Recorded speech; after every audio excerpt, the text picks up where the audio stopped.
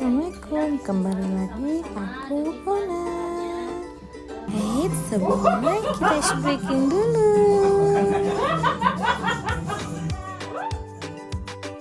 Kali ini aku ikut hari belajar guru AHM ITB SMP Islam Al Husna Madani tentang 7 jurus guru BK hebat.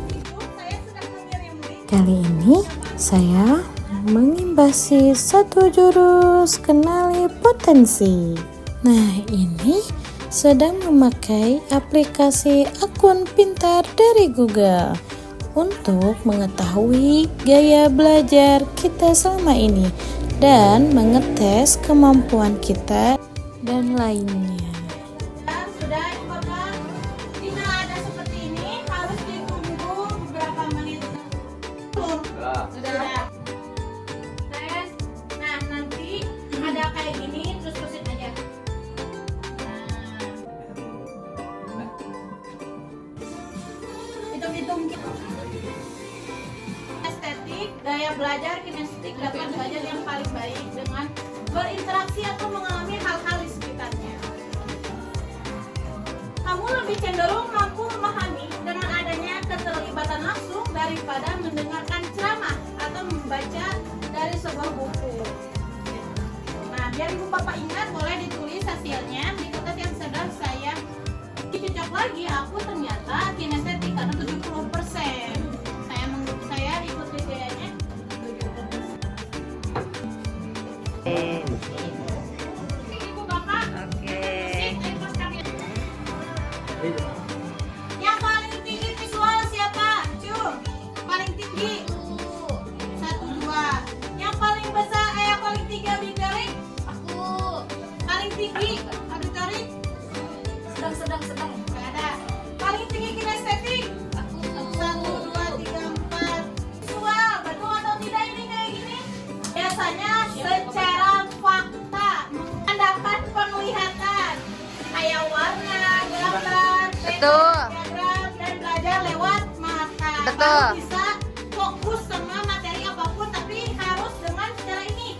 Kalau nggak warna ya gambar, kalau nggak gambar ya peta ataupun sebagainya. Betul atau tidak? Betul.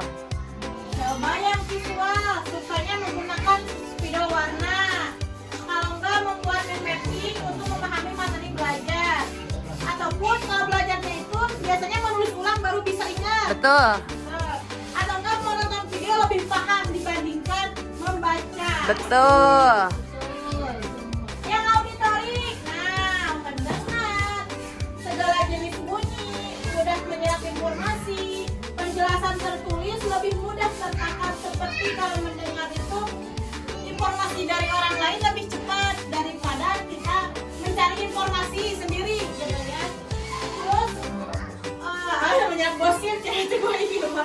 Terus segala jenis bunyi suka kecuali kebisingan, gitu ya. Terus mudah menyerap informasi, orangnya itu lebih mudah percaya kalau misalkan mendengar cerita orang lain, sukanya berinteraksi, mampu memahami secara langsung, belajar dengan praktek dan langsung dikerjakan. Betul atau tidak? Biasanya nggak suka menunda PR atau kan pekerjaan, kalau ditunda biasanya jadi pikiran. Pikiran tapi nggak dikerjain. Mantap. Betul lagi. Oke, yang kinestetik biasanya mempelajarinya objek secara langsung. Seperti contohnya punten ya Bapak. Iya teh kumaha caranya duna, kumaha itu jadi warna coklat kan kopinya warna hidung. Nah bisa jadi coklat. Nah biasanya yang kinestetik itu lebih apa ya? Kalau kritis, lebih kritis dibandingkan yang lain. Terus belajar di luar ruangan itu lebih enak bagi yang kinestetik dibandingkan di ruangan terus monoton, nggak suka.